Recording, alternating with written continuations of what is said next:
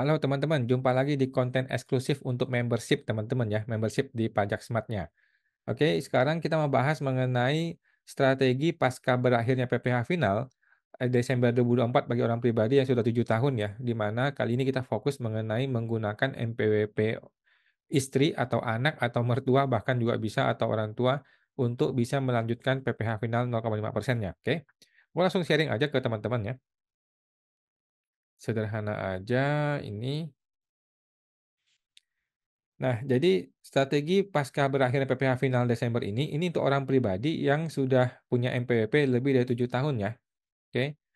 Jangka waktu 7 tahun dihitung sejak punya NPWP atau 2018 ya, bukan sejak dia mulai usaha, bukan sejak dia mulai bayar PPh final 0,5% ya. Jadi kalau NPWP dibuat tahun 2018 atau sebelumnya, maka Desember 2024 selesai, ya. NPWP dibuat tahun 2020, maka 7 tahun di Desember 2027, gitu ya.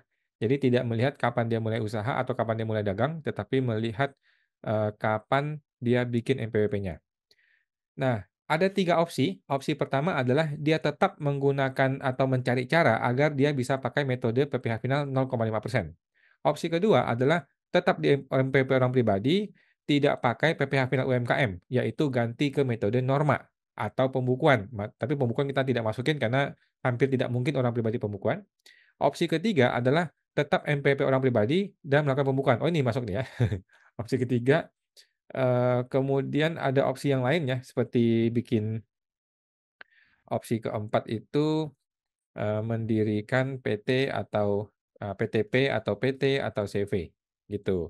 Ini wajib pembukuan, oke. Jadi ada 4 opsi. Opsi pertama adalah tetap menggunakan PPh final 0,5% dengan berbagai cara ya. Jika istri belum ada NPWP, dia bisa bikin, NPWP istri di Januari 2025 contohnya. Kemudian jika anak belum punya NPWP, dia bisa bikin NPWP anak 2025 di Januari ya. Bisa juga pakai NPWP ayah bisa, ibunya bisa, mertuanya juga bisa ya. Tapi jangan saudara ya, tapi tidak bisa NPWP saudara. Bisa juga dia bikin PTP atau CV atau PT pakai PPh final 3 atau 4 tahun ya. Jadi wajib pembukuan. Oh berarti sorry opsi 4 ini nggak perlu lagi, kan ada di sini. Jadi opsi pertama adalah tetap mencari cara untuk pakai 0,5%, yaitu pakai NPWP istri, anak, kemudian bisa pakai ayah, ibu, mertua, atau PTP atau CV atau PT.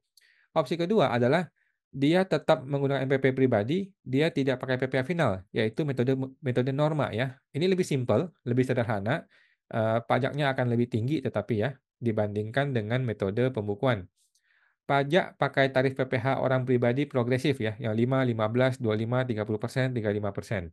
Dikenakan PPh-nya atas nilai penghasilan neto. Penghasilan neto itu dihitung dari mana?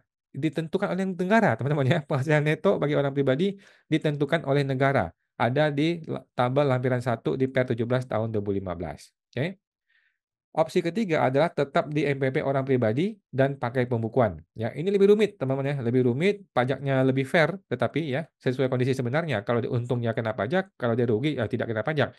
Lebih fair, tetapi lebih rumit.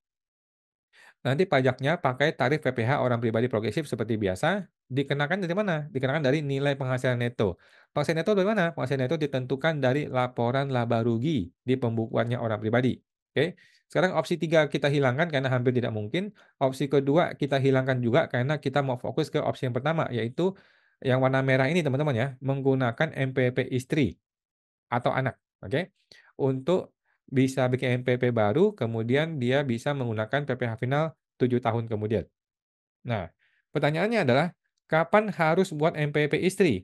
NPWP istri dibuat di Januari saja teman-teman ya, tidak perlu di September, Oktober, November, Desember 2024 ini, tetapi di Januari 2025 aja. Kenapa?